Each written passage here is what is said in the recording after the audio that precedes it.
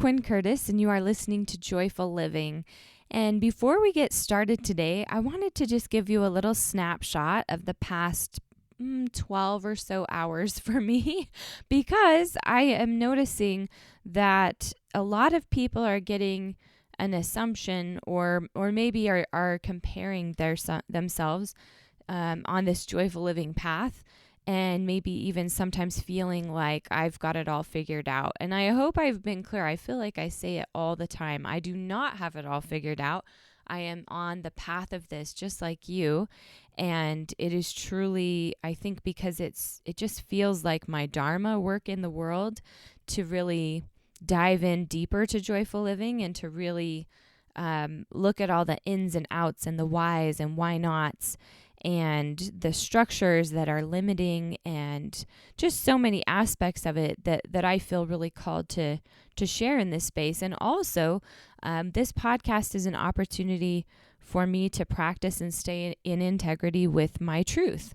So all of this is very much a passion project, and also just purely for the love of it, right? So, but I just thought you would crack up at what the past 12 or so hours has been like for me. So my little daughter, who is 8, Nora, they've just started school, and this is a big adjustment for our family. I have homeschooled for the better part of the last, it would be, my son is in 5th grade right now. So ever since my oldest is in 5th. So ever since he was in preschool, kindergarten is when I started homeschooling. And I've been largely homeschooling at least one child, if not all of them, for the entirety of the past, I guess that would be 5 years, right? And so this year, all of my children are in a school, and they're in a Waldorf school, which is wonderful. And I'm so excited. If you missed the episode about Waldorf education, it's a really fabulous episode from the director of one of the Waldorf schools. And she is incredible, Emily Merchant. And it is a really fascinating educational philosophy that even just knowing about it for your own home, your own kids, can be really, really valuable. So I'll try to post the link to that in the show notes just so you guys are aware of that. But yes, so my kids are in this Waldorf school, and it is fabulous. And also, it has been intense getting used to having such a tight schedule. So when my kids were home and homeschooling, we were a lot more in a rhythm, and it could be pretty flexible. So we could wake up 15, 30 minutes behind, or maybe we had a little bit later night before, and we could adjust our sleep, and we would still be okay. We could still get our schoolwork done and still have our normal day.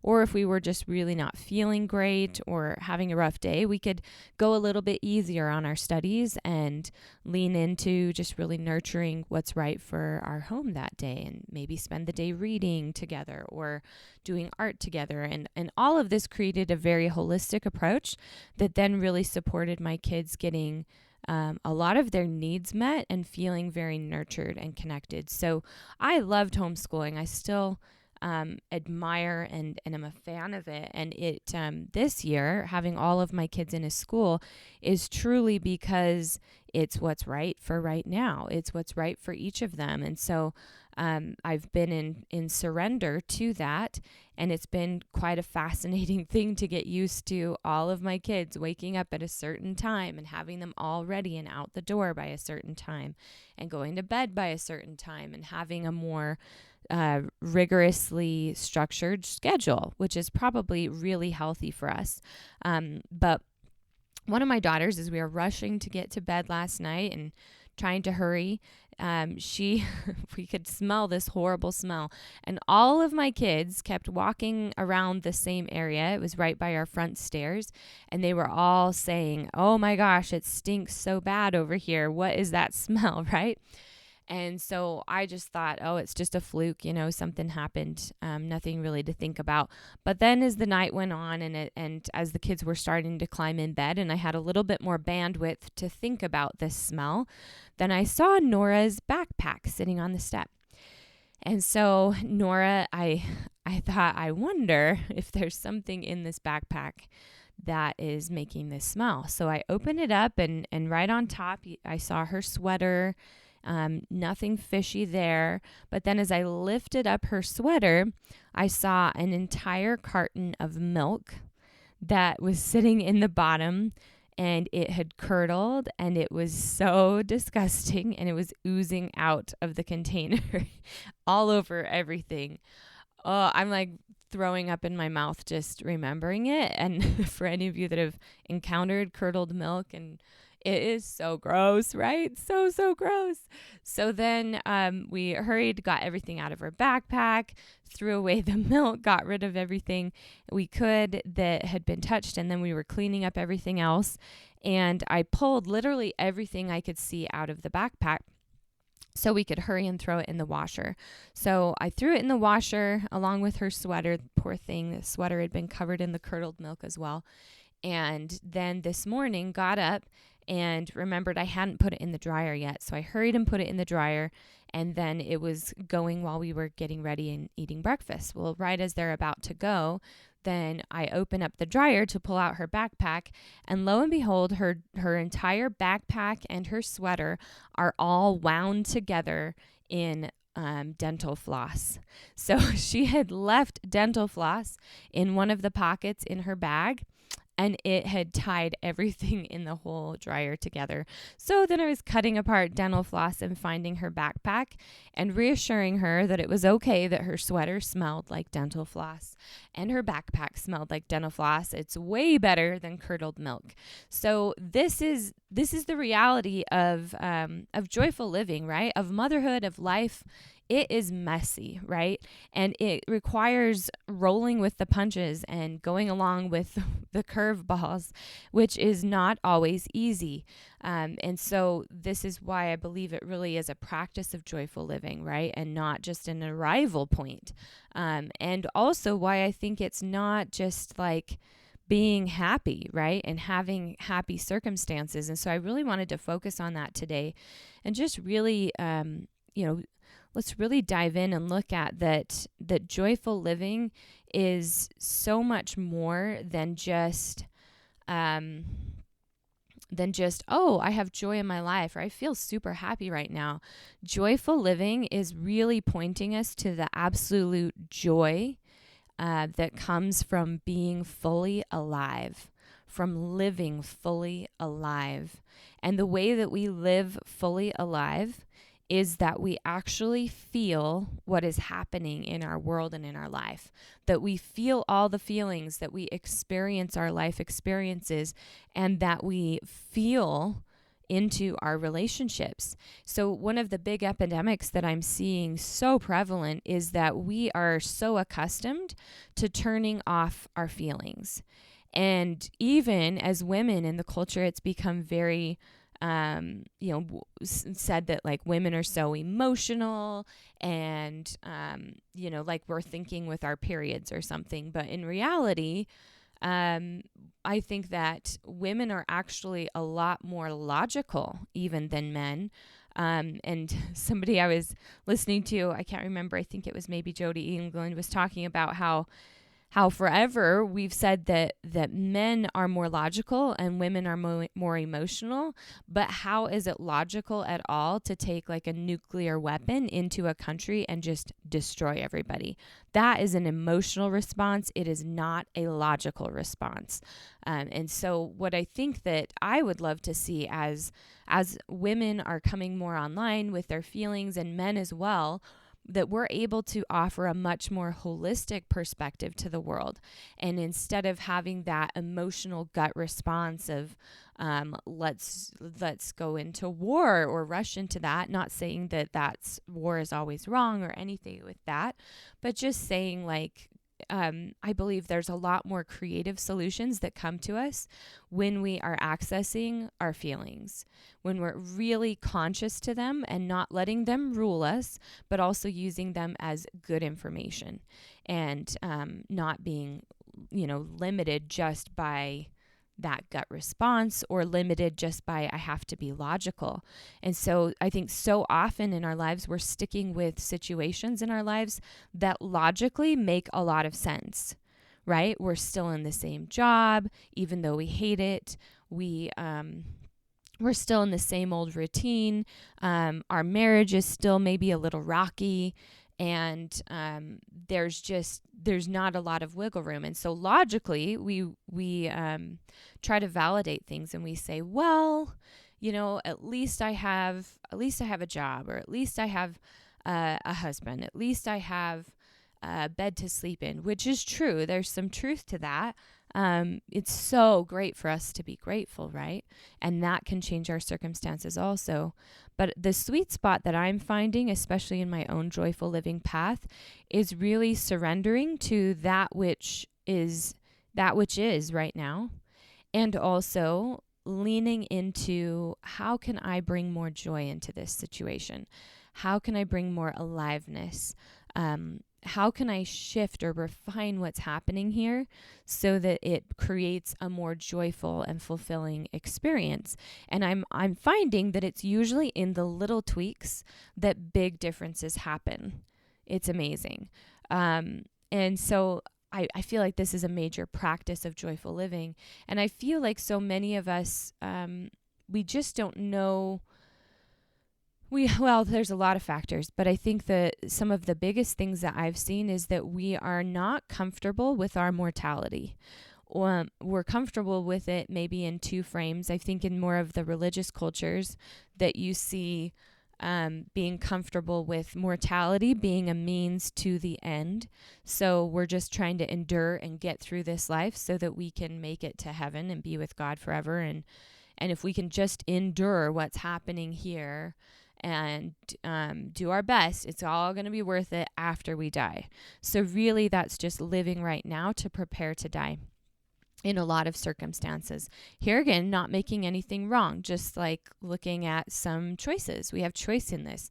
And our perspectives and our beliefs determine our reality, which determine our experience, which determines our daily lives, which determines our daily joy. So it's worth looking at a lot of these structures. So we see that happening. And then we also see the absolute denial that all of us, or maybe not you, but I've certainly been privy to this in the past, the absolute denial that our life journey here is ever going to end. And so we keep procrastinating what our heart is yearning and pulling for us to do, and in thinking, well, I'll do it tomorrow. In fact, I just read a quote, I wish I had it in front of me, that was talking about how procrastination in the frame of like, well, I'm not going to do it today, but I'll do it tomorrow, is literally the most damning thing that we can do for our lives of anything else, because it procrastinates. It's just such a subtle way. We don't, in fact, I think the quote was saying something, if any of you know it, feel free to post it in the comments or send it to me. But it was saying something to the effect of that, when we look at our dream, like say your dream is to write a book, right? So if you're just going throughout your day and you tell yourself, I'll write it tomorrow or next year or next month, that's a lot more of a sedating type of a feeling than if you were to tell yourself, I'm actually never going to write that book. I'm going to grow old. I'm going to go throughout the motions of my daily life doing the same things I'm doing now and just surviving, and that book is never going to get written.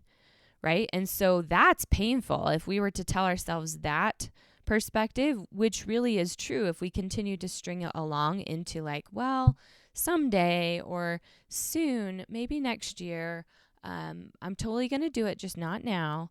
That actually strings us along a lot more painfully, and we end up with years that we've missed of living in our Dharma work. And for those of you unfamiliar with the term Dharma really just refers to like your soul's purpose in being here.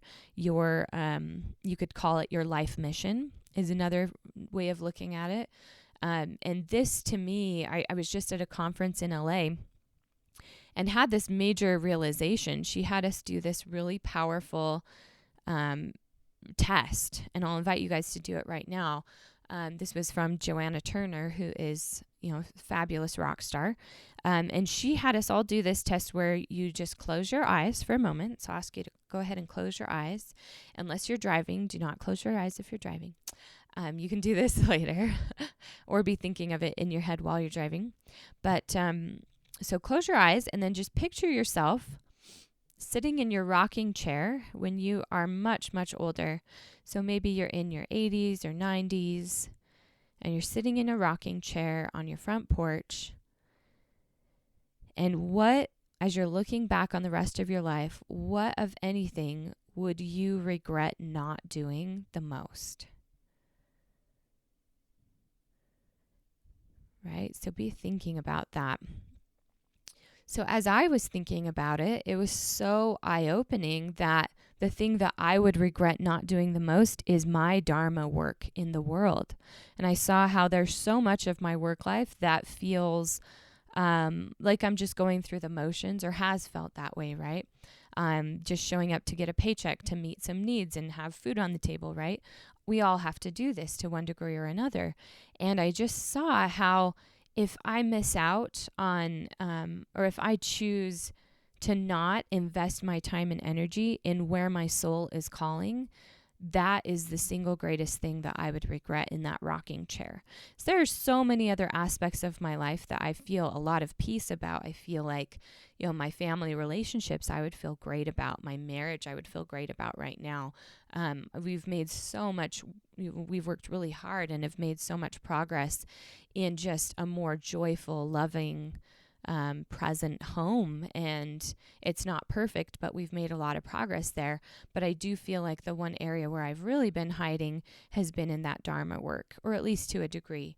And so this has been really energizing to me as I keep thinking every day, like, okay, how can I lean into more of this today? And how can I bring more of that from my soul forward? And so it's not necessarily going to come about in big ways. And I know that. And I feel like it's more a matter of being in the energy of my soul work, being turned on by it, and doing any of the work that I do, or even participating in my close relationships from that space, from that soul-filled space, and having it more alive in me. And then I know that anything that I'm supposed to do with that is going to come forward piece by piece, day by day. And so I just invite you that I really feel that this is a crucial part of joyful living, is that we have to really be rooted in, to some degree or another, what our soul is calling for us to do.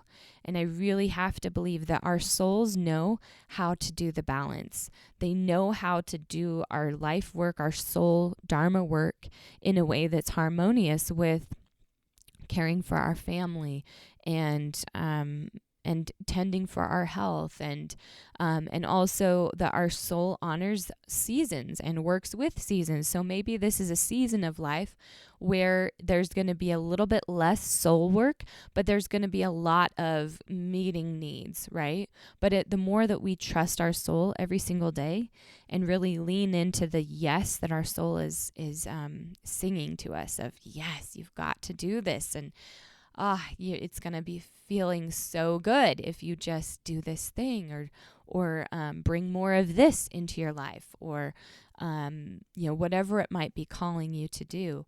And that brings us back to life. Because when we come from a place of just going through the motions, or even from a place of just meeting needs can come from a lot of anxiety and stress. But when we come from a soulful place, we work more in harmony with all of the elements and the energies of the world that are showing up in support of us.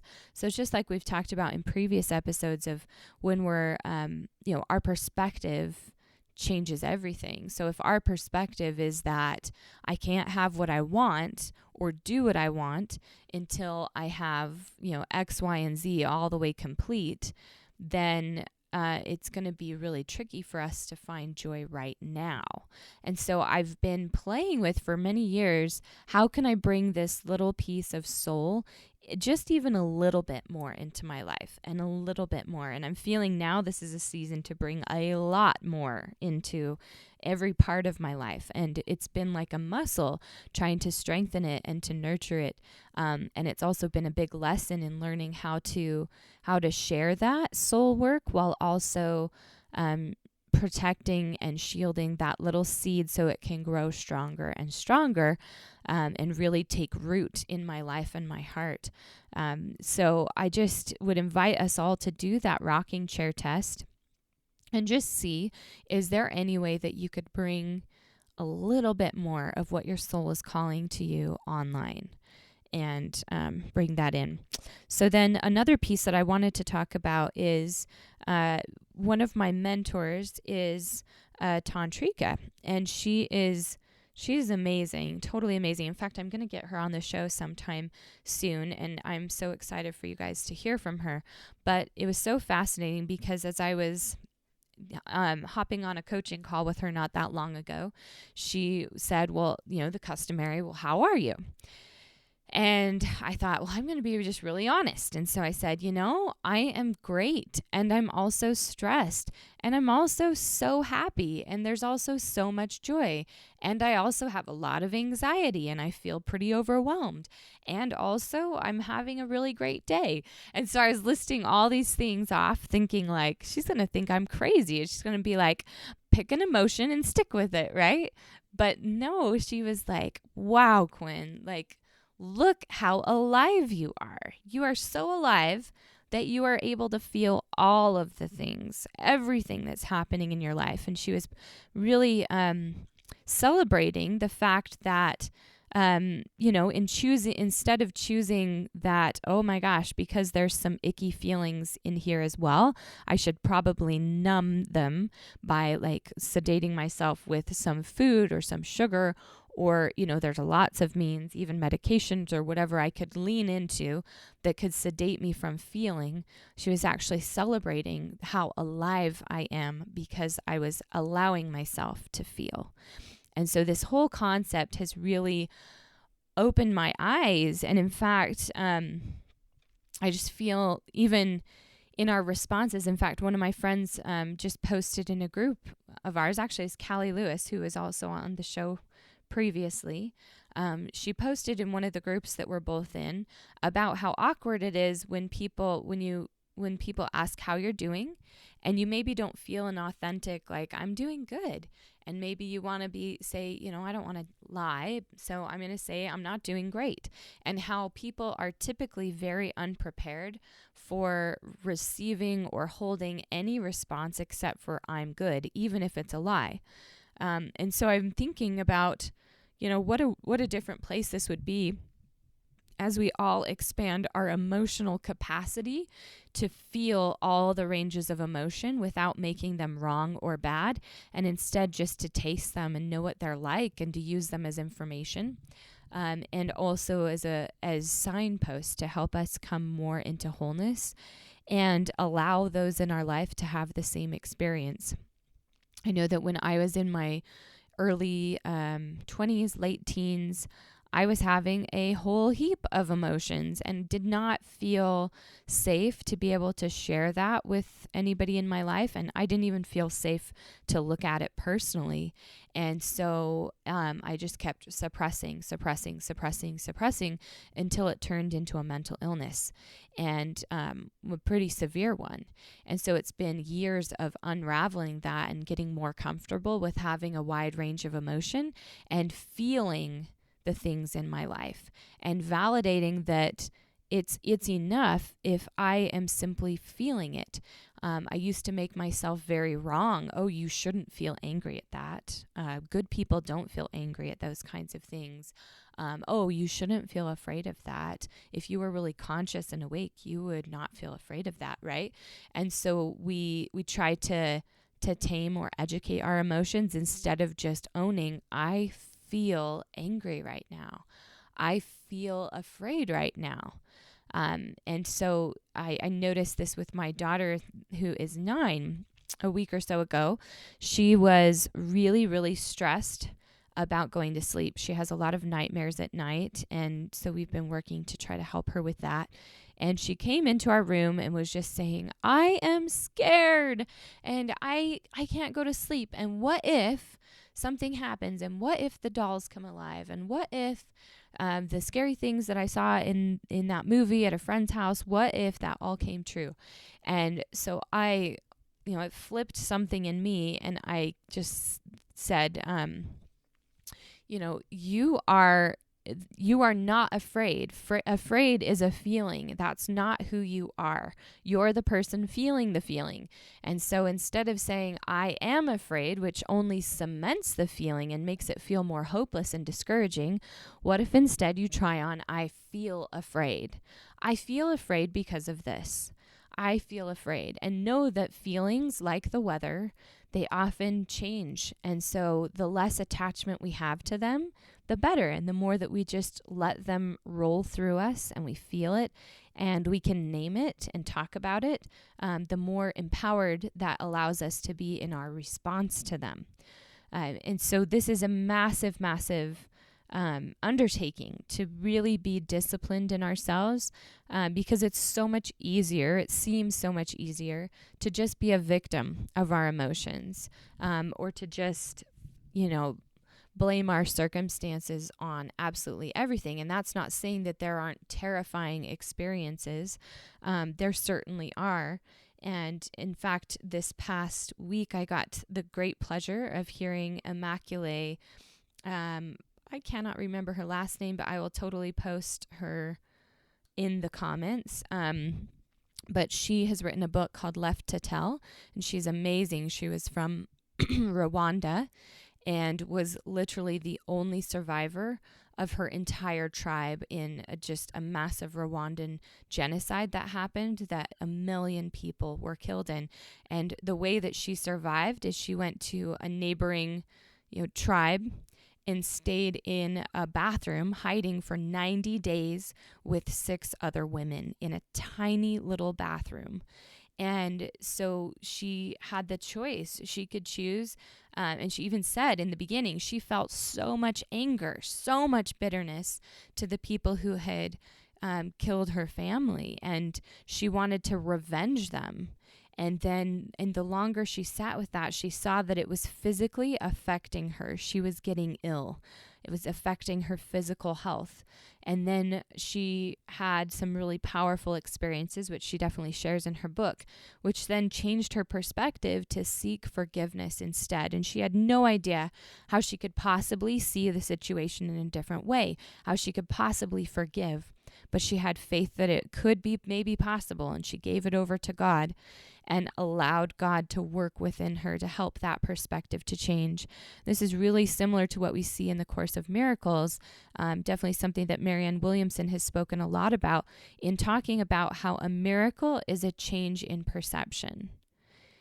That's all that changed for Immaculée, really. I mean, obviously a massive change of heart, and you could talk about other aspects of it, but it was truly the way she was looking at the situation that changed as a result of all of those things.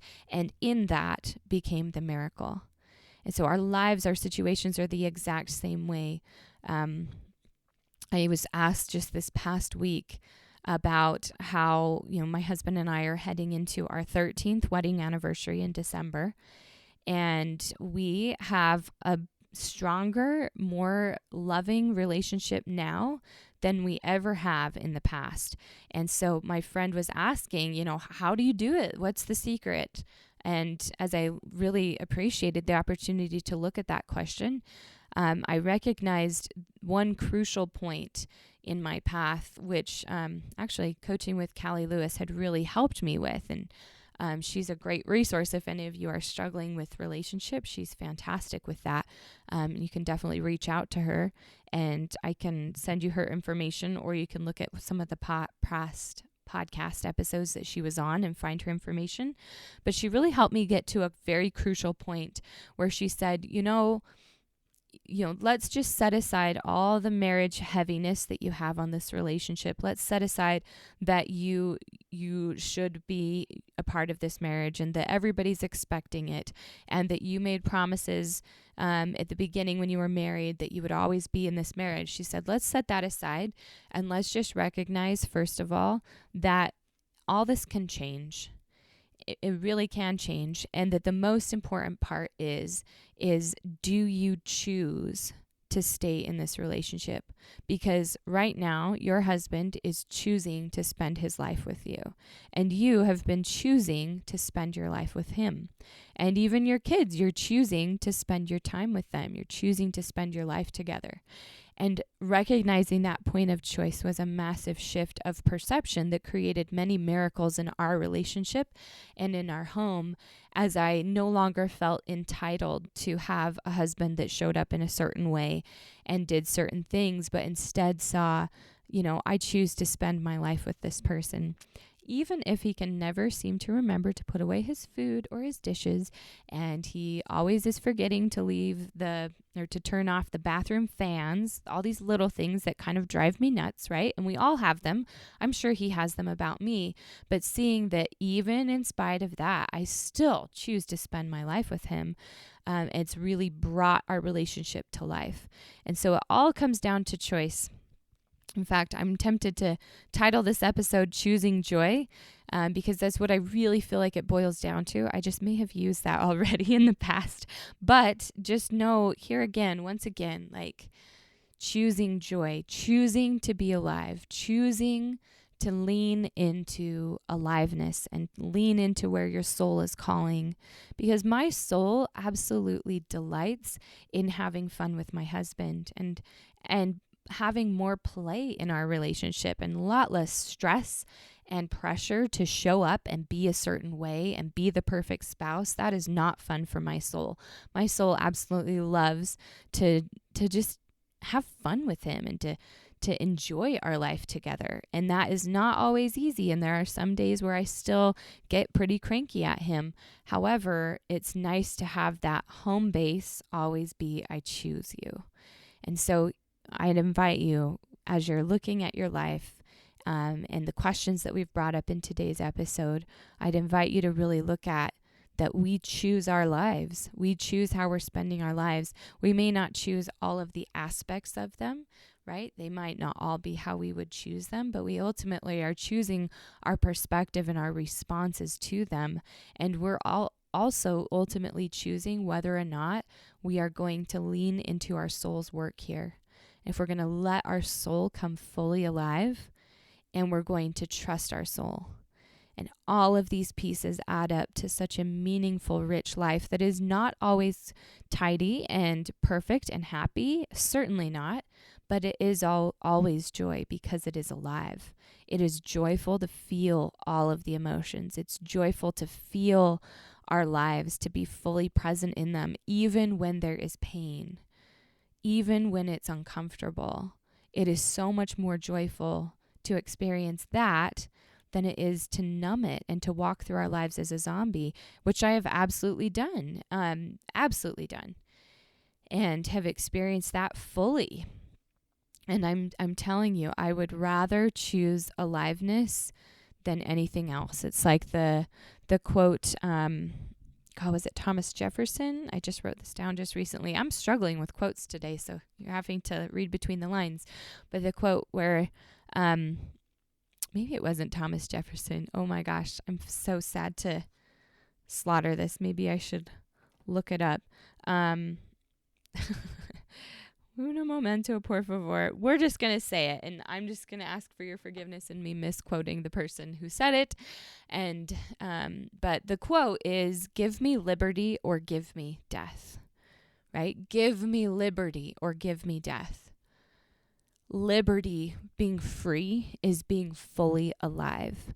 It's feeling all of the feelings. It's not feeling like we have to shrink ourselves down to be socially acceptable.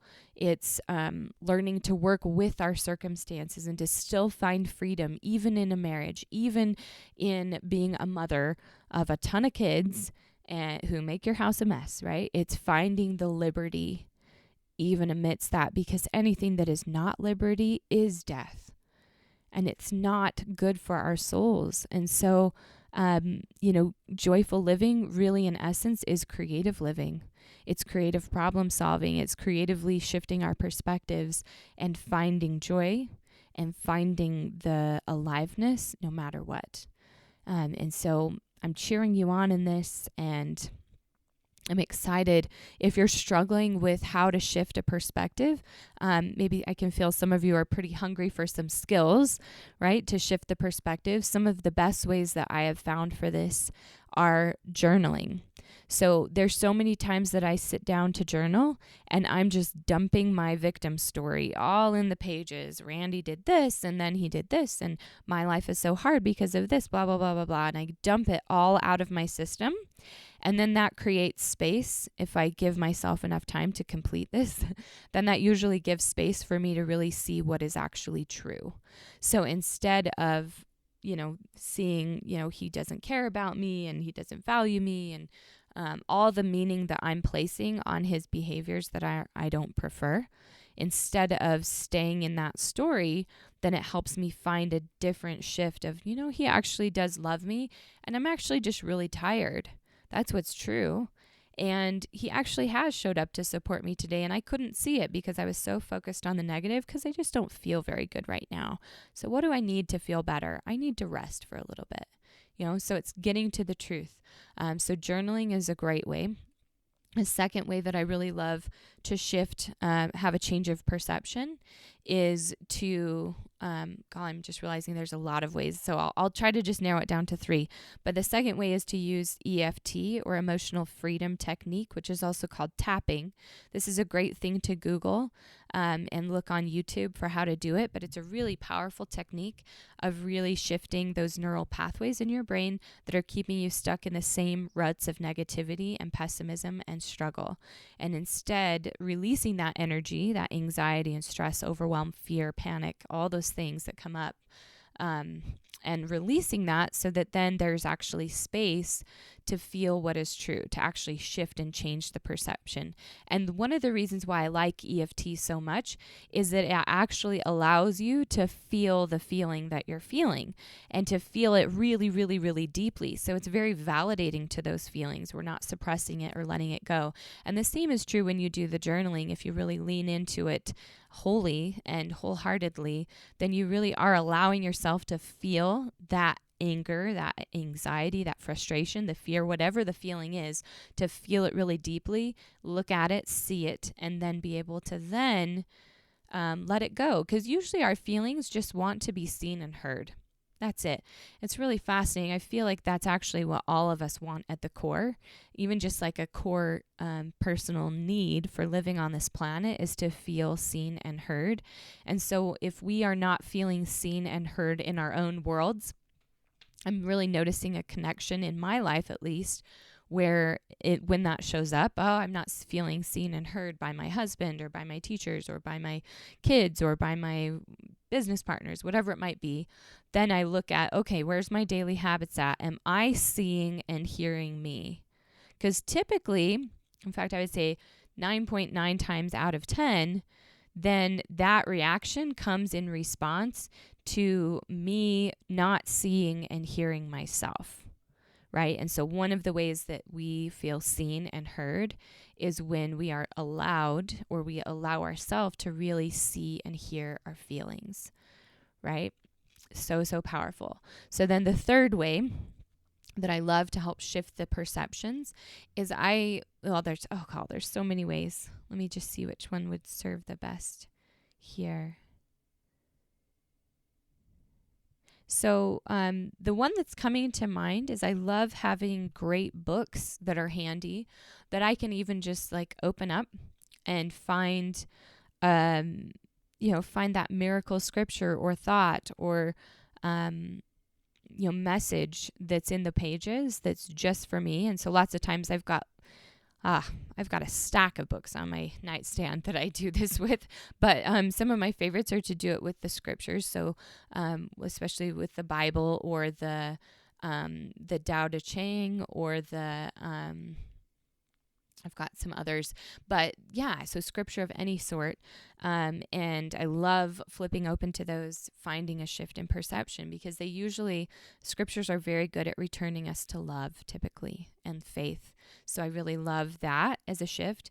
I also have A Year of Miracles by Marianne Williamson and a course of a workbook in miracles as well. And so both of those are really powerful also to just flip open, find something, and it's really powerful. Another book that I love, this will be the last one or else I'm going to go crazy with listing off way too many, but the last one I'll say is Marianne Woodman's Coming Home to Yourself, or Coming Home to Myself, actually, I think is the title. And that's another one that you can just flip open, find something, and it's great. And there's a lot of books like this. There's the Jesus Calling book. There's, there's even like oracle cards that you can just open up a card deck, and there's angel messages on them, or there's goddess messages, or beautiful thoughts, whatever it might be, whatever aligns for you, to just have that handy so that when you feel yourself spiraling down, then you can reach for that quickly to see if that can help support that shift in perception, so that the miracle can open up, and so that we can feel the feeling and not get stuck in it, and instead learn from it, grow from it instead. So those are some of my most favorite things. There's definitely apps that support this kind of a thing as well, this kind of a practice, but just really rooting into the power of choice. When you're spiraling down, when you're feeling that you're not in joy, there's a moment of choice where you can absolutely choose to experience something different, to see the current situation in a different light. And that power of choice, that moment of choice, makes the biggest difference. And I've been absolutely radically practicing this for a while, but then especially the past 4 or 5 months, maybe even actually a year. And my husband actually, maybe I will even have him on the show at some point, but he has been really commenting a lot lately about how much more of a calm, even-tempered person I have become, and how much more present I am, and how he's seen such dramatic results in our family life and in our relationship, our marriage. And all of it is really stemming from this place of being more in choice. And when we are in choice, then we have the opportunity to live empowered. Right? And living empowered means that we have tools that we can use to support us shifting our perceptions and being able to feel our feelings without drowning in them, and being able to use them as information, and also to be able to look at our life circumstances and find the joy and find the find our way back to wholeness and back to love. And to support those affirmations, I do love using essential oils. I use them all the time for this, and have found massive transformation and shifting because of their unique and powerful natural chemical structures that really help our brains to actually rewire neural pathways in support of more healthy responses to our life circumstances. And so if that's something that you're interested in or wanting to learn about, you can definitely head to my website, quincurtis.com.